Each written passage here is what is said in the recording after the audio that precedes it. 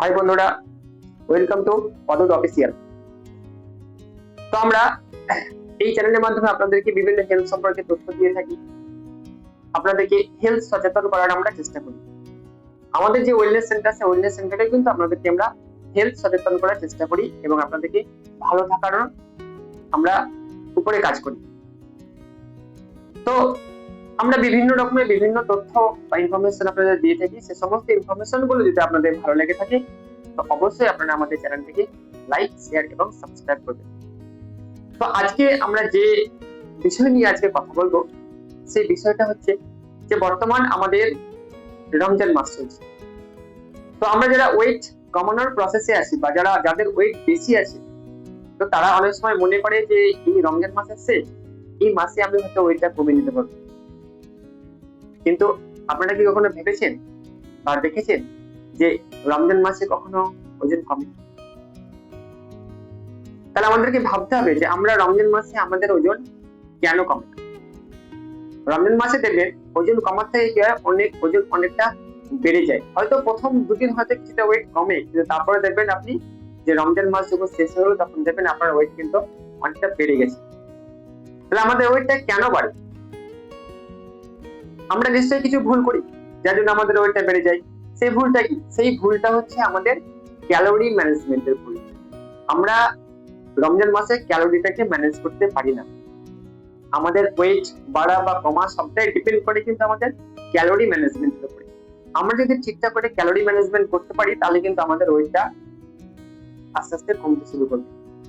কিন্তু আমরা সেই ক্যালোরি ম্যানেজমেন্টটাই কিন্তু আমরা ঠিকঠাক ভাবে করি না। একটাই কথা আমরা বলি না যে আমরা কি খাই তার উপরেই কিন্তু আমরা ধ্যান দিই না বা আমরা ভাবনা চিন্তা করি না। তো যাই হোক, রমজান মাস প্রসঙ্গে আমরা আসি।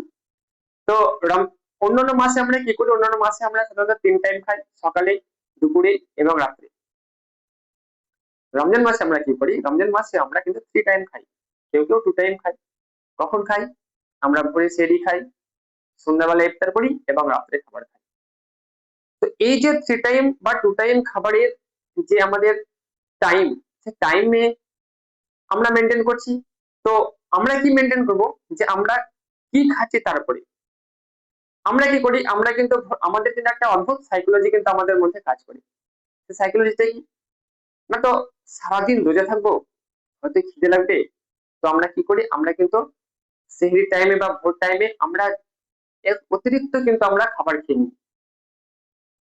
আমরা কিন্তু এই সাইকোলজি থেকেই কিন্তু আমরা এক্সট্রা খাবারটা আমরা খেয়ে নিই। তো আমাদের সাধারণত দরকার হয় হয়তো 2000 থেকে হয়তো 2200 বা 2500 আমাদের কিলো ক্যালোরি আমাদের ক্যালোরি প্রয়োজন হয় আমাদের সারাদিনে। কিন্তু আমরা যদি ভোরবেলাতে অতিরিক্ত খাবার খেয়ে নিই, তো দেখবেন কেউ কেউ ভোরবেলাতে এতটা বেশি খাবার খেয়ে নেয় যেটা দুপুর তো দূরস্থ, তাতে সন্ধ্যে পর্যন্ত খিদেই লাগে না। তো খিদেটা কেন লাগে না? কারণ আমাদের যদি 2000 ক্যালোরি প্রয়োজন হয়, তো আমরা যদি এক্সট্রা ক্যালোরি খেয়ে নিই তাহলে শরীর আমাদের খিদেটা অনুভব করবে তখন। যার ফলে কি হয়?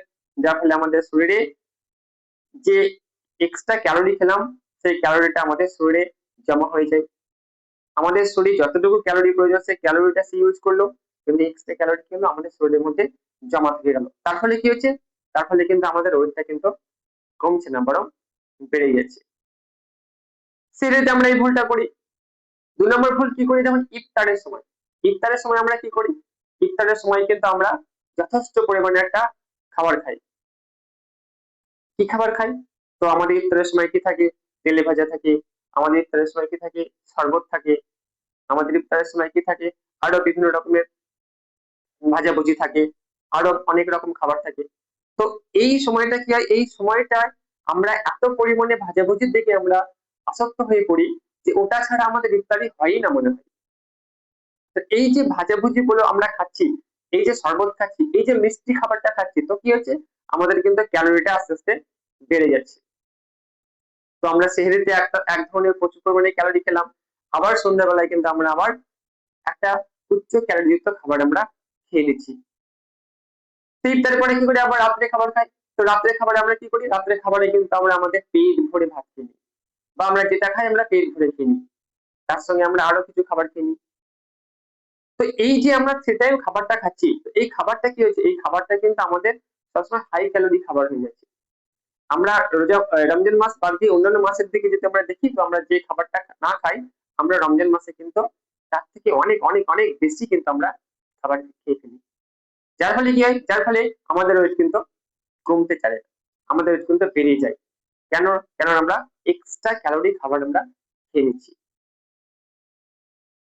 তো এটা হচ্ছে একটা কারণ, যে এই যে আমরা ক্যালোরি ম্যানেজমেন্টটা করতে পারছি না, আমরা ক্যালোরি ম্যানেজমেন্টের খাবারগুলো আমরা কি খাচ্ছি সেটা আমরা ভাবতে পারছি না, যার ফলে আমাদের কিন্তু ওয়েটটা কমার থেকে আমাদের ওয়েটটা বেড়ে যায়।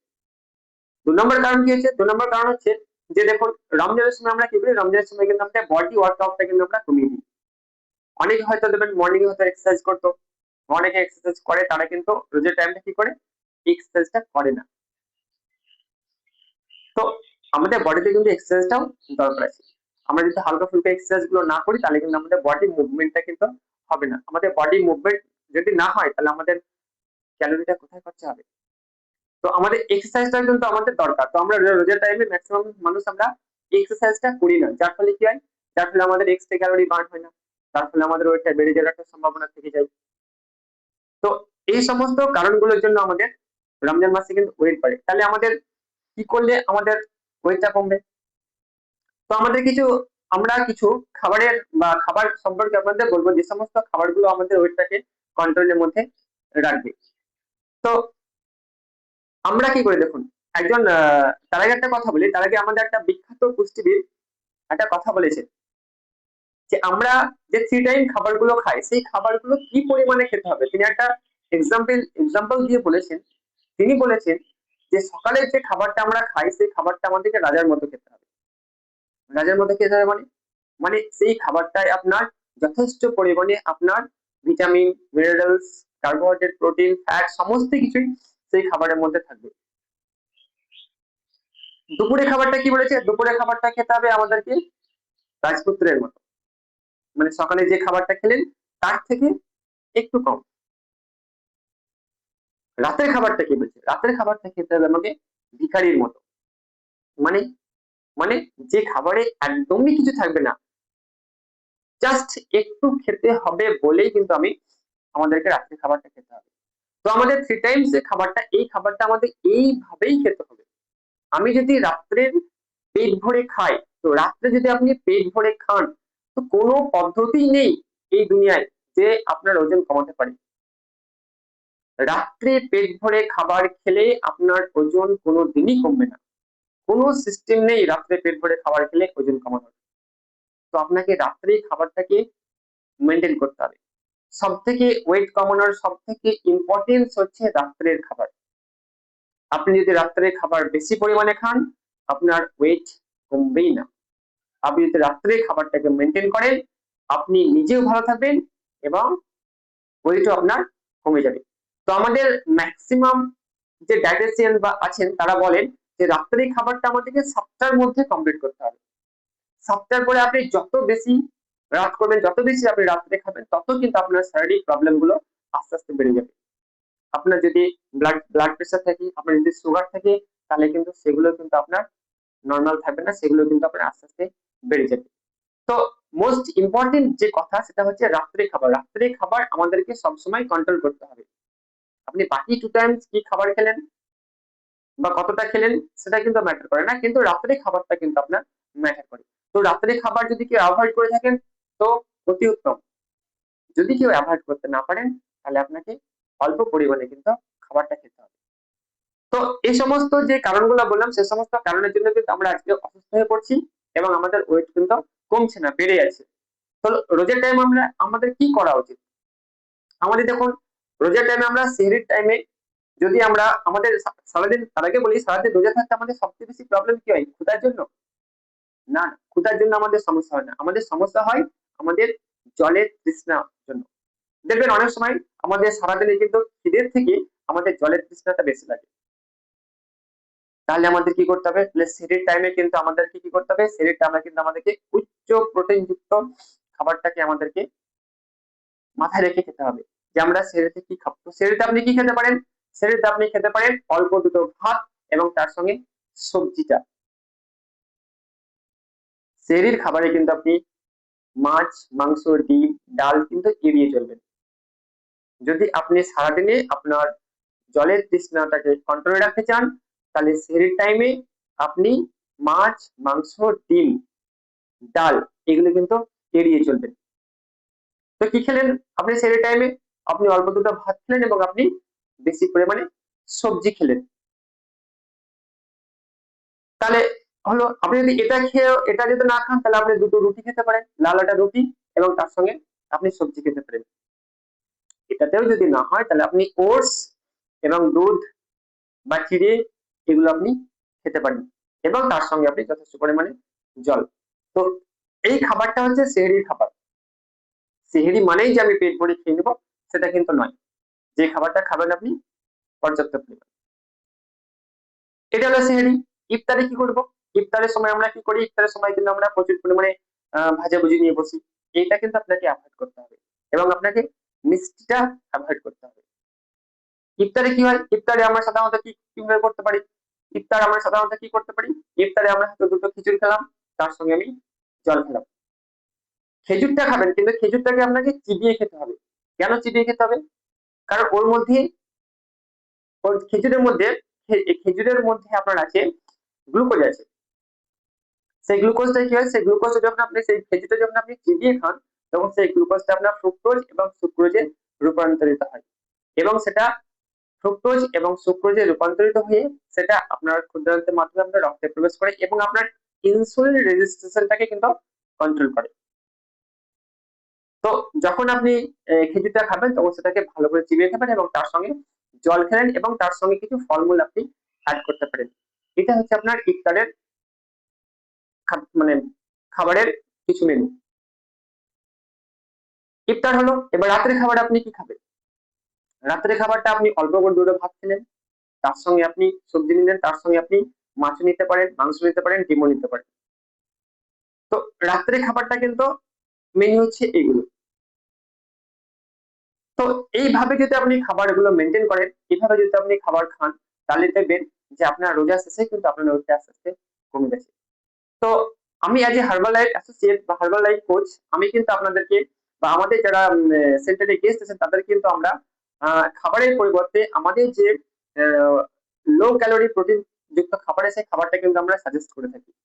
আমরা ভোরবেলায় বলে থাকি যে ভোরবেলায় আপনি জাস্ট শেক শুধু নিয়ে নিন, তার সঙ্গে জল খেয়ে নিন, বাস আপনার ভোরের সেহরি কিন্তু কমপ্লিট হয়ে গেল।